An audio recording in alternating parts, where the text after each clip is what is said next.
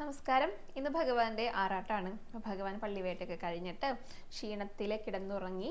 പിന്നെ ഇന്ന് രാവിലെ പത്മിനിക്കുട്ടിയുടെ കരച്ചിൽ കേട്ടിട്ടാണ് കേട്ടോ ഭഗവാൻ ഉണർന്നത്. പത്മിനിക്കുട്ടിയുടെ വീഡിയോ ഒക്കെ ഞാൻ ചെയ്തിട്ടുണ്ട്, എല്ലാവരും അത് കണ്ടു എന്ന് തന്നെ വിചാരിക്കുന്നു. ഭഗവാന്റെ ഗോശാലയിലുള്ള പശുക്കുട്ടീനെയാണ് കേട്ടോ. പശുക്കുട്ടിയുടെ കരച്ചിലൊക്കെ കേട്ടിട്ടാണല്ലോ ഉണരുക. അപ്പോൾ രാവിലെ തന്നെ തന്ത്രി നമ്പൂതിരി കുളിച്ച് വന്ന് ആ ഒരു കാട് സങ്കല്പത്തിലുള്ള തിരശീലയൊക്കെ മാറ്റിയിട്ട് പശുക്കുട്ടിയെ ഭഗവാനെ കണി കാണിച്ചു കൊടുത്ത് പിന്നെയും കണിക്കോപ്പുകളൊക്കെ ഉണ്ടായിരിക്കും കേട്ടോ. കണിയൊക്കെ വളരെ വിശേഷമാണ്. അങ്ങനെയാണ് ഭഗവാനെ ഉണർത്തുക.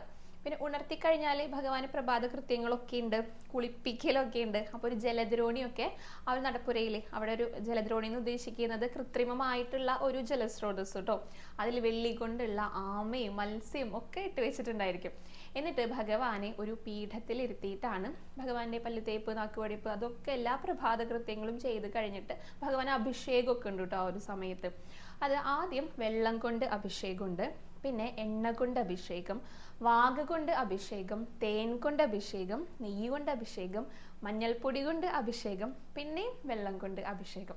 അപ്പം ഇതൊക്കെ കഴിഞ്ഞിട്ട് പിന്നെ ഭഗവാന് നേദ്യമുണ്ട്, പ്രസന്ന പൂജയുണ്ട്. പിന്നെ പൊട്ട് ചാന്തൊക്കെ തൊട്ട് കൊടുക്കൂട്ടോ ഭഗവാന്. ഒരു കുടം ചാന്തൊക്കെ കൊണ്ടുവന്നിട്ട് വെച്ചിട്ടുണ്ടായിരിക്കും. അതൊക്കെ ഞാൻ മുൻപും പറഞ്ഞിട്ടുണ്ട്. പിന്നെ 4 തരത്തിലുള്ള മാലകൾ ഭഗവാനെ ചാർത്തും. അത് ഒന്ന് ദശപുഷ്പമാല, പിന്നെ കറുകമാല, മന്ദാരമാല, പിന്നെ സാധാരണ തെച്ചിയും തുളസിയും കൂടിയിട്ടുള്ള മാല കേട്ടോ. ഇങ്ങനെ ഓരോ അലങ്കാരങ്ങൾ ചെയ്യുമ്പോഴും ഭഗവാന് കണ്ണാടിയൊക്കെ കാണിച്ചു കൊടുക്കും. ഇതും കൂടെ ഞാൻ പറഞ്ഞിട്ടുണ്ട്. അങ്ങനെ ഇതൊക്കെ കഴിഞ്ഞിട്ടാണ് ഭഗവാൻ അകത്തേക്ക് എഴുന്നള്ളുന്നത് കേട്ടോ.